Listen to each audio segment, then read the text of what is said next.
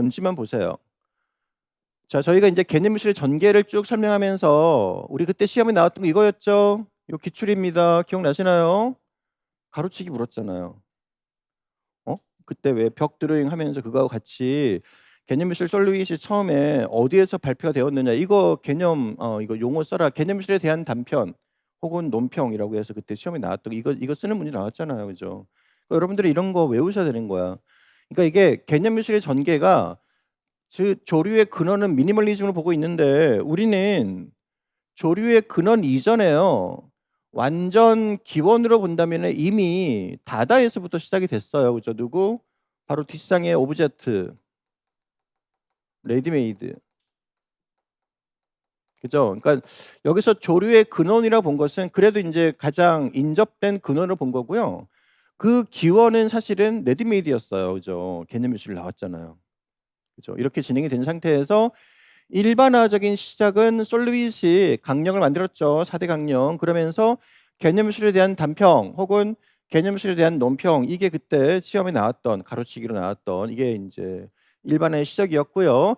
공식적으로 대중 소개된 것은 70년에 뉴욕에서 전시회가 세 개가 있었는데 우리는 이런 것들도 알아는 두셔야 되는 거예요. 왜냐하면 개념미술이 시험에 벌써 여러 번 나왔고 이런 솔루잇의 개념식에 대한 단평을 묻는 문제가 나왔다면 자 공식적으로 알려진 것은 뭐냐 70년 뉴욕에서 벌어진 세계 전시 하나는 소프트웨어전 하나는 정보전 하나는 개념예술 개념적 양상전입니다. 요 세 가지가 공식적으로 개념예술이 이제 알려진 계기가 된 전시회예요. 됐죠? 자 그런데 여기를 보시면 여러분 여기까지의 흐름을 보시면 우리가 알고 있는 개념미술 하면은 대체로 어렵죠. 너무나 관념적이죠. 일반 사람들은 개념 미술 이해도 못해요. 저게 미술이야 하면서 막 그냥 조롱하고 뭔지 모르게 휙휙 지나가잖아요. 왜 그렇죠? 너무나 표현이 모호하고요. 어려워요. 난해하죠. 그래서 현실과 대중과 철저하게 멀어져 있기 때문에 이들을 우리는 금욕주의적 개념 미술이라고 합니다. 너무 그냥 우리끼리끼리 그냥 이거는 만든 그 발표한 당시만 알지 혹은 아주 정말 비평가라든가 이런 사람들도 그죠? 겨우겨우 파악하는 거지. 뭐 일반 사람들은 전혀 모르는 거야. 근데 이게요. 새로운 변화가 생긴 게 이 개념 미술 자체가 너무 어렵기 때문에 좀 더 보편화시키기 위해서는 쉬워야 된다. 그러려면은 누구나 쓰는 공통 언어로 가자. 이게 언어화가 된 게 새로운 변화예요. 이게 80년대 포스트 미니멀리즘의 경향입니다. 여기 중에 하나가 트루이즘이에요. 해서 새로운 변화로서 개념 미술이 이제 새로운 변화를 생긴 게 트루이즘, 타이프그래픽 아트, 신개념주의가 나오는데 자 이들은 일반적이고 상식적인 표현을 하고요.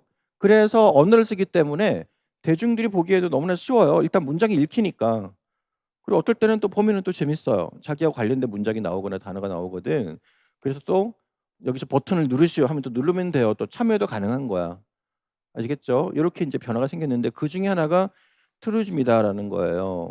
요거는 뒤에서 나올 테니까 너무 자세히는 보지 마시고 나중에 또 볼게요. 트루이즘은 저 뒤에 용어사전 443페이지 보면 나와 있습니다. 자, 요게 예술 대상을 거부하고 텍스트만 사용하는 것들인데요. 대체로 굉장히 짧은 문구나 선, 기호 등을 쓰는데 그래서 일명 진실주의라고 하는 겁니다. 그래서 여러분들이 요거는 저희가 이제 트루이즘 할 때 자세히 볼 테니까 여기에 대표적인 사람으로 로렌스 와이너라는 사람이 있어요. 이제 이런 작품인데요. 전형적으로 언어만 전시를 하는 거예요. 그죠? 그래서 이런 거 보시면 요 그때 국내 전시할 때 이렇게 위아래가 뒤집힌 해가지고 하나는 한글로 하나는 영어로 써놨는데 물론 여전히 어렵죠. 근데 사람들이 그냥 이 글만 보고 그냥 읽을 수 있으니까 해석이 가능하니까 영어하고 한글하고 위아래가 바뀌었나 보네 이렇게 그냥 쉽게 생각할 수도 있고 자신 나름대로의 해석을 한다라는 거예요. 요게 이제 바로 포스트 미니멀리즘 시대에 등장한 신개념주의의 트루이즘이다라는 거예요.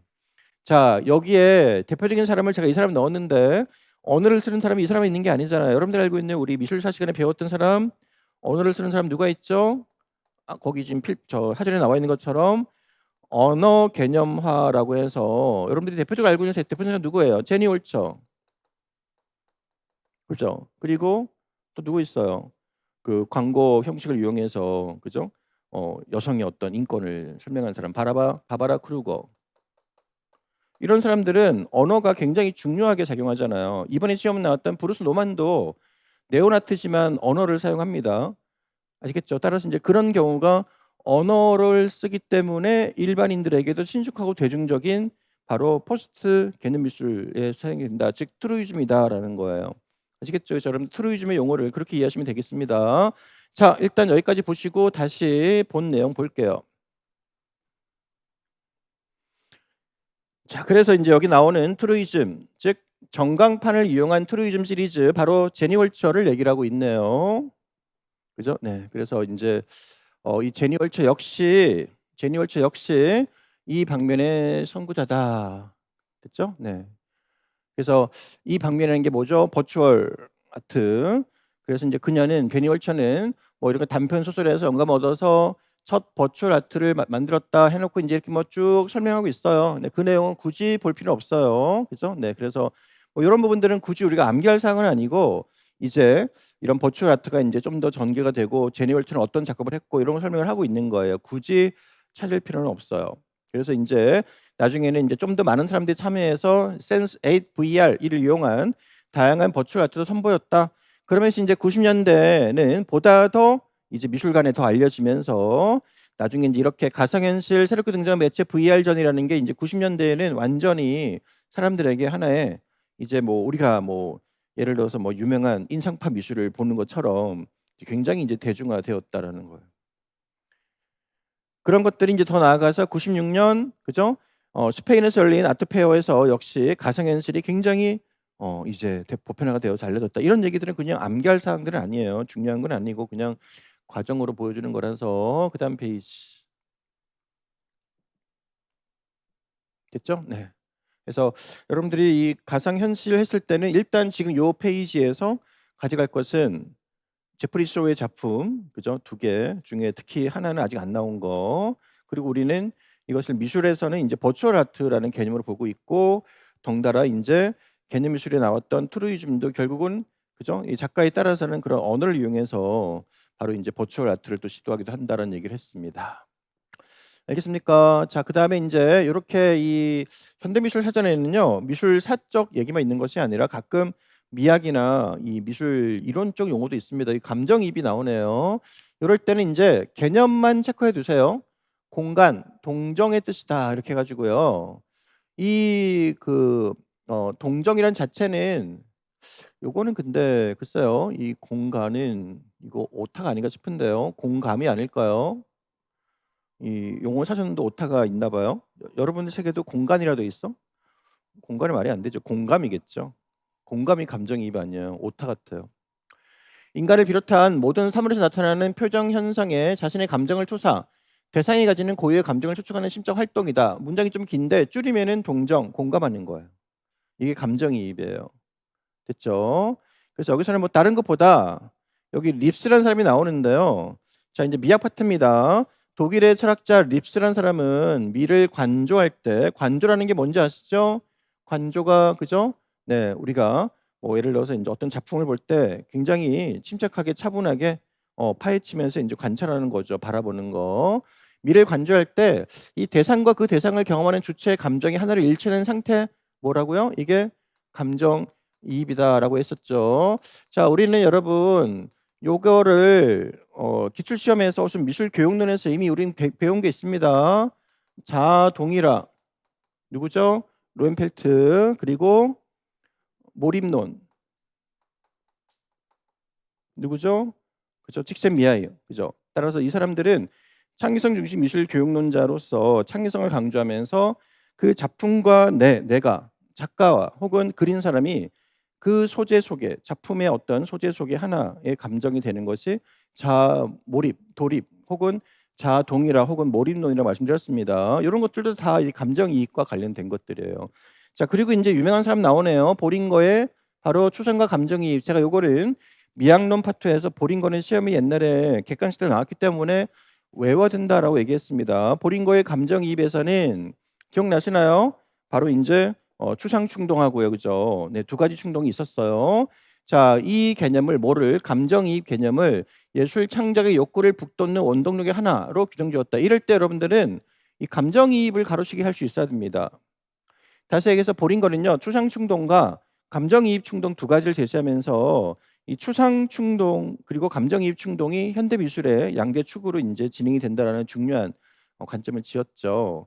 근데 이 감정이입은요, 어떻게 보면은 굉장히 좀 주관적인 거라서 이 게슈탈트 학파에 의해서 굉장히 비판을 많이 받았다고 합니다. 왜냐하면 게슈탈트 학파는 뭐예요? 시지각, 보이는 현상에 대해서 궁리하는 거죠. 객관적인 거잖아요. 근데 감정이입은 너무나 마음, 관념, 주관이기 때문에 비판을 받았다. 따라서 이제 이들은 게슈탈트 심리학자들은 이러한 감정은 경험의 주체가 객체를 향해 투사하는 것이 아니라, 이런 말이 어려운 거 버리세요. 객체가 가진 고유의 표정을 통해 직접 지각한다라고 본 게, 쉽게 얘기해서 우리가 어떤 물체를 보잖아요. 그죠? 그러면 그 물체가 객체예요. 보는 사람이 주체고요. 그랬을 때 그 대상이 갖고 있는 고유한 표정을 통해서 지각되는 거지, 어떻게 그 사물에다가 보는 사람의 감정을 넣을 수가 있느냐, 이거 말도 안 된다라고 얘기를 한 거죠. 뭐 이런 것들은 그냥 버려도 됩니다. 자, 그래서 우리는 중요한 게, 그렇다면 이거는 지금 감정이입은 미학적, 철학적 용어라면 미술에 어떻게 적용이 되는가? 자, 그럴 때 이제 중요한 게 나오네요. 자, 이럴 때 별표를 치세요. 이 감정이입은 모든 현대 미술에 적용이 될 수 있으나 대체로 감정이입을 차단시켜 연상을 방해한 경우도 있다. 그래서 우리는 이런 경우가 뭐죠? 우리는 굉장히 중립적 성격의 미술이라고 하죠. 대표적인 게 뭐예요? 미니멀, 하드 엣지, 그죠? 뭐 얘기하는지 아시겠죠? 극사실. 이런 것들은 그림을 보는 사람을 하여금 어떤 감성을 완전 차단시켜 버리잖아요. 그죠? 제가 지금 대표적인 몇 개만 지금 예를 든 겁니다. 여기 나오네요. 그래서 제스퍼 존스의 미국 성조기 그림 기억나시죠? 시험에 나왔던 성조기, 그리고 미니멀 아트, 즉 하드 엣지 헤어, 프랭크 스텔라의 변형 캔버스, 이런 것들이 대표적이다. 즉 용어 사전에서는 세이프트 캔버스 결국은 하드 엣지잖아요. 스텔라, 그죠? 그리고 존스의 성조기 작품까지도 감정을 차단한 거로 보고 있네요. 근데 여기서는 이제 용어 사전의 해석과 우리가 조금 더 볼 게, 존스의 성조기는요, 일부러 붓터치를 밀랍과 섞어서 조금 회화적으로 보인 게 있어요. 그 부분에서 이게 100% 완벽하지는 않습니다. 이런 거는 이제 용어 사전에서 이렇게 제시하고 있는 거라고 보시면 될 것 같아요. 그래서 이제 이것 때문이에요. 존스는 일루전을 통한 일루전, 눈속임, 가시적 현실이 아니라 직접 현실을 제시함으로써, 성조기라는 거 직접 그려서 제시했잖아요. 그죠? 오브제 아트로서 그려진 오브제. 따라서 표현을, 그죠? 어떻게 했다? 했지만 그 표현 자체의 의미를 제거시켰다 해서 이런 말을 합니다. 보통 우리가 이제 존수 같은 경우는 그림의 사물화 해서 이 그림의 사물화에 줄 그으시고 결국은 그려진 오브제, 혹은 만약에 이제 만들어진 깡통이면은 재현된 오브제입니다. 그죠? 요게 지금 존수에 대한 얘기를 하고 있어요. 그래서 존스는 그림이 사물화가 되었다. 그 전까지는 그림은 완전 모든 그림을 보는 사람의 감성의 표현 대상일 뿐이었어요. 근데 이제 그런 것을 완전히 멀어지게 해서 하나의 사물이다라고 본 거죠. 그래서 이제 성조기를 딱 정면에서 크게 본 모습 그대로 표현한 겁니다. 이거를 더 발전시킨 스텔라는, 그죠? 프랑크 스텔라, 존수의 사물의 개념을 더 발전시켜서 평면성, 사물성에 대한 개념을 확실히 정립했다. 그래서 완전히 우리가 알고 있는 미니멀 아트의 하드 엣지, 완전 평면적인 회화가 탄생이 된 거죠. 자, 여기까지는 뭐 다 아는 내용이었어요. 됐죠? 네. 자, 넘어가겠습니다. 자, 그리고 이제 개념 미술이 나오네요. 자, 그래서 아까 제가 보여드렸던 그 관련 필독서, 그 프린트가 개념 미술 관련 자료를 제가 먼저 이렇게 넣어드린 거예요. 개념 미술 앞에 나오기 때문에. 자, 우리는 개념 미술이 벌써 예전 객관식까지 치면요, 총 4번이나 나온 거 아세요? 이 중에 이제 최근에 벌써 2번 나왔고요. 근데 그 뒤로 이제 올해까지 약간 좀 뜸하기 때문에 저는 다시 충분히 나올 수 있다. 그래서 아까 그 트루이즘 같은 거, 따라서 이제 뭐가 시험이 좀 나왔어요. 그러면 그 해당되는 부분에 대한 깊이 파는 것도 중요한데, 그 이후, 그죠? 그리고 이제 그게 발표가 된 게 어디냐, 뭐 누가 언제 어디서 발표했느냐, 뭐 전시회면은 전시 이름은 뭐냐, 이런 거를 그다음에 묻는다라는 거죠. 자, 개념미술 다 아는 내용이죠. 한번 정리해 보세요. 60년대 말 미니멀 아트 이후에 태동된 조류다. 맞죠? 미니멀 아트 이후입니다. 자, 이 명칭은 원래 키앤홀츠가 만들었어요. 원래는. 그렇지만 우리 시험에 나온 거 뭐다? 솔루이스의 개념 미술에 대한 단평. 자, 이제 기출입니다. 그죠? 이런 게 이제 시험에 나온단 말이에요. 그래서 그때도 용어 사전 분석하면서 저런 거 제가 가로치기 해드렸어요. 외워라. 잘 외우고 이제 나올 거니까 믿고 반복 암기 하신 분은 맞췄겠지만, 에이, 이런 거까지 설마 안 나올 거야. 우리는 항상 이런 확신과 회의의 양면에서 줄다리라고 살고 있거든요. 그렇잖아요. 잘 안 외워지면은 괜히 자기 합리화해서 안 나오겠지 이러는데, 그러다가 허를 찔립니다. 그래서 이거 외우셔야 되는 거예요. 개념 시대 단평, 이 67년에 아트 포럼지에 실리고 나서, 자, 요때 일단 핵심은 이거고요. 시험 나왔으니까. 또 하나, 존 펠로우라는 평론가가 이 용어를 또 사용하면서 일반화가 된 거예요. 근데 요거까지는 굳이 가려앉혀도 됩니다. 특히 솔루잇은 이 개념이 바로 다른 말로 사고죠. 개념 사고, 그죠? 이거를 작품의 가장 중요한 양상이라고 했다. 누가? 솔루이트가. 그죠? 그래서 이제 그 사람이 개념 미술을 대표하는 작가가 된 거예요. 자, 이러한 글은 미니멀 아트에서 개념 미술로의 전환을 알리는 첫 신호탄이 되었다. 이럴 때 우리는 요 문장에서 이제 개념 가로하시고, 이 개념이야말로 작품의 가장 중요한 양상이다라고 한 솔루이스의 저 말이 드디어 미술 사주의 흐름이 미니멀리즘에서 개념 미술로 이렇게 전환하게 된 중요한 문장이었다는 거죠. 그런 면에서 우리 알다시피 솔루잇은 미니멀 아티스트이자 개념 미술 작가잖아요. 다 했잖아요, 둘 다. 그죠? 자, 이들은 개념 미술가들은 하나의 완결된 작품을 인위적, 계획적, 유도된 조작으로 보고 이를 초극해야 할 주요 가치를 간주했다. 초극, 극복해야 될. 그죠? 자, 그래서 이제 이들은 이런 걸 극복해서 그냥 하나의 완성품이 아니라 제작 과정이나 아이디어를 중시한다. 이런 면에서 아이디어 아트라고도 하죠. 아이디어를 중시하니까. 그죠? 이것도 저 뒤에 나오는데 사실 아이디어 아트는 중요하지 않습니다. 따라서 미술 작품은 제거가 되고요. 형이 하학적 형태로 가시화시키기 어려운 관념 측면이 강조됨으로써, 여기서 이제 형이 하학이란 말 나오는데 중요하지 않습니다만 이거 반대가 뭐죠? 형이 상학. 자, 이 형이 상학은 우리가 알다시피 초현실주의 영향을 준 키리코의 회화를 얘기하는 건데, 형이 상학은 굉장히 고차원적인 상상이에요.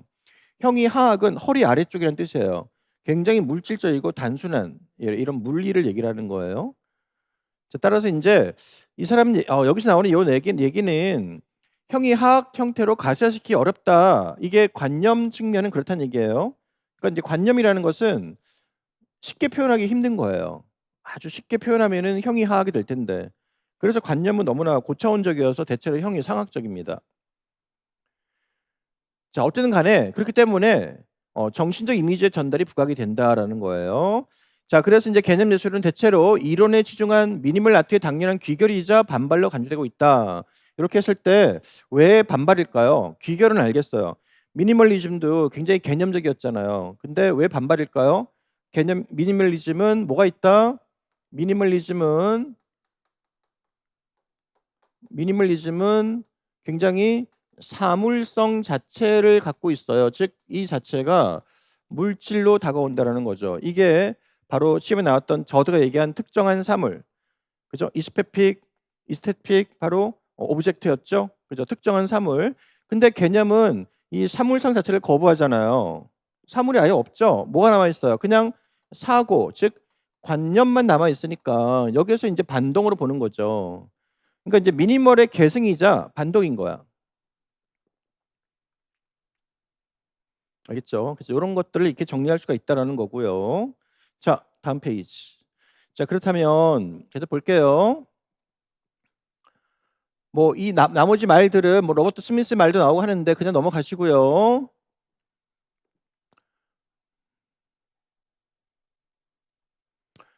자, 그래서 이제 이 개념 미술 쪽에 관련된 이후에 활동들이 쭉 나오고 있습니다. 자, 탈 형식을 표방한 다양한 미술. 탈 형식. 개념 미술은요, 철저하게 기존의 형식을 거부하는 거예요. 뭐다? 바로 플럭서스. 여기 블룩이라 돼 있네요. 플럭서스. 이브 클랭의 비물질화. 기억나시나요? 우리는 이걸 뭐라 그러죠? 이브 클랭의 비물질화를 에어 아트라고 하죠. 이런 거 이제 우리가 미술사 시간에 제가 다 강조했던 것들이 막 이렇게 나올 때 연관을 지었을 때 내가 에어 아트가 뭐지? 이브 클랭이 어디 속하지? 어디 속하죠?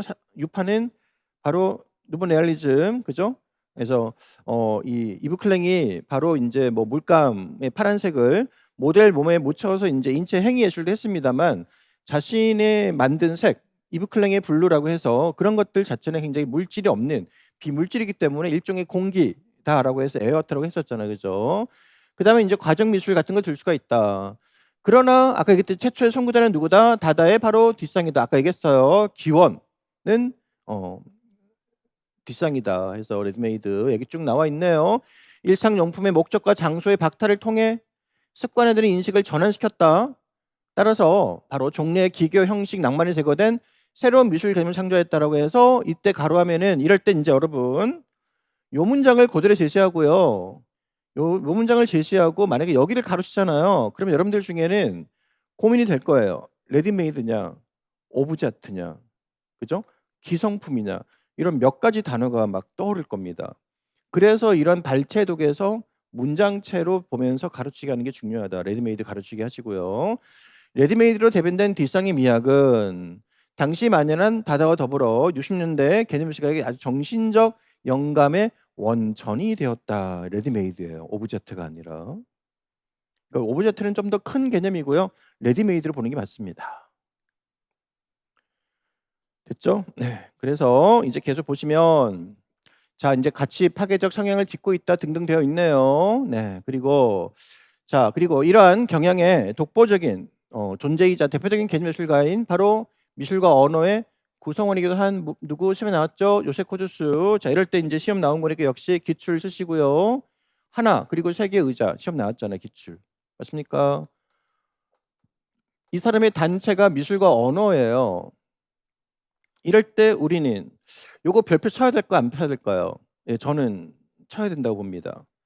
아까 나온 솔루잇의 바로 그 개념미술 논평, 개념미술에 대한 그 논평 있죠? 네, 그거 단상하고 그 가로치기하고 같은 맥락이라고 보시면 돼요. 따라서 미술과 언어라는 바로 이러한 개념미술 단체에 속해 있었던 요셉 코주스는 하나 그리고 세 개 의자에서 우리 그때 시험에 나왔죠? 이거 표현 특징을 써라, 그죠? 자, 접는 의자, 그것의 사진, 그리고 의자의 사전적 정의를 제시를 했죠. 이런 거 다 외웠잖아요. 그죠?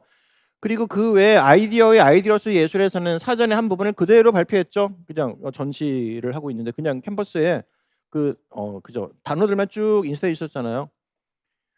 해서 그는 뭐 경험론에 기초한 분석 철학의 영향을 받았다 등등 되어 있는데요. 뭐 저런 것들은 굳이 암기할 사항은 아닙니다. 자, 어쨌든 이런 분석 철학에서의 영향으로 본다면 창조보다는 여러분 우리가 분석 철학 얘기할 때 현대 미학의 네 가지 경향 중에 하나가 분석 철학, 즉 구조 철학이었죠. 그죠? 언어 철학, 분석 철학. 나머지는 그 전에는요. 미학이 아름다움을 창조하는 것에 대한 관심을 두었다면 현대 분석 철학은 그 아름다움을 창조하는 것보다는 만들어진 작품에 대한 언어 접근을 통해서 어미 분석을 하는 게 중요한 거예요. 그러니까 이제는 작품을 만드는 게 중요한 게 아닌 거야. 만들어진 작품에 대해서 뭔가 정의를 한다면 그 언어, 정의가 갖고 있는 내용들을 분석을 하는 게 언어 철학, 분석 철학입니다. 즉 여기서 얘기하는 것은 요셉 코조스는 결국 여기에 영향을 받았다 이 얘기를 하고 있어요. 그래서 여러분들이 만약에요 시험 문제, 우리 시험 문제 나온 거 기억나십니까? 사르트르가 자코메티 작품에 대해서 극찬을 하면서 실존주의 사상에 대한 논평을 한 게 있었죠. 시험에 나왔었잖아요. 나왔었잖아요. 그죠? 이런 식으로 만약에 요셉 코주스 시험 나왔으니까 요셉 코주스가 분석 철학의 영향을 받아서 자신의 개념 미술에 대해서 그죠? 언급을 한 내용의 연관성을 지적을 한다면은 이 부분을 기억하시면 되겠네요. 분석 철학은 작품을 창조하는 행위에는 관심이 없고 작품을 창조를 해서 만든 그 작품에 대한 논평들 혹은 언어들 그거 자체에 대해서 분석을 하는 철학이에요. 개념 미술에 상당히 비슷해요. 아시겠죠? 이런 것들도 체크하시면 좋을 것 같습니다. 따라서 계속 나오네요. 요셉 코조스는 예술이라는 명제 수립에 국한되기보다 그 명제의 기능, 의미 또는 그것의 사용 등을 검토하는 데 초점을 맞추는 것이 바로 개념 예술이다 이렇게 얘기를 했어요. 예술이라는 어떤 창조에 중심을 두는 게 아니라 그냥 예술을 했을 때 뭔가를 만들었을 때 그 작품의 기능, 의미, 그것을 사용하는 그 행위, 이런 것이 만들어지는 문장, 언어들, 그런 거에 이제 초점을 둔다라는 거죠. 알겠죠? 네, 그래서 요셉 코조스는 시험에 나왔으니까 꼭 체크를 하시고, 네. 자, 그다음에 또 나오네요. 또 요번에 시험 나왔던, 여기 보면 전부 다 여러분들이 이 교과서 내지는 용어 사전, 뭐 교재 내용 이런 것들이 잘 보시면 다 우리 미술사 교재를 정리했던 내용들이 자꾸 중복해서 나오는 거 볼 수가 있는데, 요셉 보이스 시험에 나왔잖아요. 요셉 보이스의 마지막 시험 나온 것은 사회적 조각이었습니다. 그죠? 자, 요셉 보이스는 도표 사용 외에도 대중과의 직접 토론 이런 것들도 작품화했다 해가지고 어디서 72년 카셀 도큐멘타전, 이럴 때 이제 우리는 요셉 보이스가 시험에 여러 번 나왔죠. 따라서 70년대 카셀 도큐멘타전, 이럴 때 이제 한번 가로치기 할 필요는 있습니다. 카셀시에서 열린 도큐멘타전이에요. 여기서 이제 특히 이 토론 자체를, 대중과는 토론을 즐겨 표현을 했다. 주로 화랑에서 미술에 관심 있는 대중을 상대로 한 까닭에 미술로 분류되었다. 이게 왜 미술이냐라고 볼 수 있을 거 아니에요. 작가가 사람들을 불러놓고 토론을 했는데 그게 왜 미술이야? 그냥 뭐 일종의 무슨 강의지, 이렇게 볼 수 있잖아요. 여기도 이제 문장을 제시하고 있어요. 화랑에서 미술에 관심 있는 사람을 대중을 했기 때문에 미술로 분류했다. 이런 얘기를 하고 있는 거죠. 됐죠? 예, 어쨌든 간에 요새 보이스 시험 나왔으니까 개념미술하는 작가를 보고 있고요. 자, 그리고 또 최근에 시험 나온 사람 한스하케, 역시 시험 나왔잖아. 이 사람은 정치예술가입니다. 여기 지금 다 중요한 사람들이에요, 여러분. 한스하케도 중요해요. 왜냐하면 현대미술 작가 중에 정치예술을 했을 때는 이제 폴리틱 아트라고 해서 굉장히 약간 개념미술적인 성격의 작품을 표현하는데, 어떤 내용이죠? 자, 뉴욕 현대미술관 70년 전시회에서 관람객을 상대로, 요즘 이런 전시 많은데요. 우리가 전시장 들어가면 뭔가 이제 막 적게 하고 설문조사하는 거에 직접 참여하게 하는 미술품이 있을 거예요. 거기다 뭐 막 적고 뭐 투표를 하고 이러면은 그게 이제 직접 작품이 되는 거예요. 자, 뉴욕 시장 넬슨 로펠러가 월남전을 지지한 데 대한 여론조사를 실시했다. 특이하죠? 예, 여론조사를 했대요. 누가? 한사케가 전시를 했는데, 전쟁에 참여하는 게 옳으냐, 당신의 의견을 묻고 싶다라는 여론조사를 여기서 한 거야, 전시장에서. 이런 것들도 하나의 바로 개념미술이다라고 얘기를 하고 있는 거죠. 뭐 그 외에 작가들 쭉 나오는데요. 이런 것들은 그냥 조금 넘어가도 될 것 같아요. 왜냐하면 작가 이름들이 낯설어요. 뭐 로저 에클링, 그죠? 뭐 그리고 뭐 이런 작가들 쭉 나오는데, 뭐 메터 부부, 우리가 이제 용어까지 하기에는 너무나 지엽적이어서 그냥 여기는 과감하게 버리자라는 거죠. 그렇지만 여기 보시면, 자, 지금 제가 아까 준비한 작가가 나오네요. 자, 그다음에 교본적 문구를 소재로 삼은 노렌스 와이너, 바로 아까 얘기한 트루이즘 작가입니다. 자, 그래서 여기 지금 개념미술 작가의 노렌스 와이너가 나오죠. 자, 프린트물 보실게요. 아까 제가 드렸던 프린트물 보세요. 자, 이 작가입니다. 그래서 여러분들이 이 로렌스 와이너의 이 작품들이 나오면 어쨌든 간에 크게는 개념미술이고요, 부분적으로는 트루이즘이다를 기억하시고요. 지금 그 문장에서 제시한, 그죠, 어떤 언어적 교본이란 말을 썼는데, 자, 이제 이 내용 보세요. 프린트물. 자, 이 사람은 예술 대상을 거부하고요, 오로지 언어 매체인 텍스트만 쓰는 거예요. 자, 와이너의 특징입니다. 대체로 짧은 문구, 선, 기호 등으로 완전히 기존 개념미술과 좀 달라요. 주로 언어, 기호, 선, 문구만 씁니다. 그의 대표적인 작품이 진술들이라는 전시회예요. 69년입니다. 진술들. 자, 사진이나 회화는, 즉 이미지가 전혀 없어요. 오직 텍스트만으로 64페이지의 책을 출간해서 전시한 거야. 그냥 책을 출간한 거야. 이미지, 사진 전혀 없이. 여기에서 자신이 작품이 존재할 수 있는 세 가지 원칙을 발표합니다. 이럴 때 우리는 난이도가 좀 상이지만, 왜냐하면 노렌스 와이너는 아직 한 번도 나온 적이 없거든요. 그죠? 그렇지만 이런 거는 한번 뭐 보험으로 대비를 하고 있어야 돼. 왜? 개념미술이 중요한 거 아닌가? 그리고 개념미술 작가들이 이제 많이 나오고 있어요. 그러면 아주 유명한 작가들이야 당연히 해야겠지만, 요 정도면은 트루이즘의 대표적인 인물이니까 해야 된다라는 거죠. 자, 텍스트만으로 만든 책을 출간해서 이 전시를 통해서 나의 작품이 존재할 수 있는 세 가지 원칙. 첫 번째, 작품은 미술가가 직접 구축할 수도 있다. 이 구축이라는 말을 썼어요.